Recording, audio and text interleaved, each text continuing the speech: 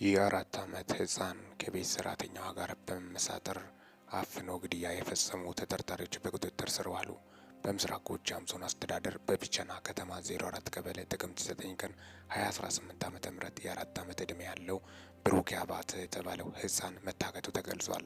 ፖሊስ ጉዳዩን በተመለከተ ባደረገው ምርመራና ክትትል የህፃኑ ቤተሰብ ቤት ተቀጥራ ትሰራ የነበረች እመቤት ተመስገን የተባለች የቤት ሰራተኛ በቁጥጥር ስር ውሎ ባደረገው ምርመራ ህፃኑን ለአጋቾች ተመሳጥራ አሳልፋ እንደሰጠች ለማወቅ መቻሉን ብስራት ራዲዮ ሰምተዋል። ህፃኑን ከታገተ በኋላ አጋቾች በህግ ቁጥጥር ስር የዋለችው ሰራተኛ ጋር በመደወል ልጁን ኦሮሚያ ክልል ወስደነዋል፣ እስከ ሐሙስ 300 ሺህ ብር ካልከፈላችሁን ህፃኑን እንገለዋለን ማለታቸው ተገልጿል።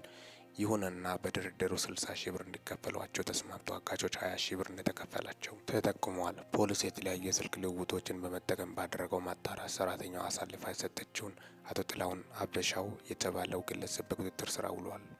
በዚህም ህፃኑ የት እንዳገተው ላሳያችሁ ብሎ ለማምለጥ ሲሞክር ፖሊስ ድጋሚ ተጠርጣሪውን በቁጥጥር ስር አውሎታል። በዚህም ሁኔታ ላይ እንዳለ ህፃን ብሩክ አባተ ከከተማ ውጪ ባለ የእርሻ መሬት ተገሎ ተጥሎ እንደተገኘ ተገልጿል። ተጠርጣሪዎቹ ለፈጸሙት ድርጊት ተመጣጣኝ ቅጣት እንዲያገኙ በትኩረት እየሰራ እንደሆነ ብስራት ራዲዮ ሰምተዋል።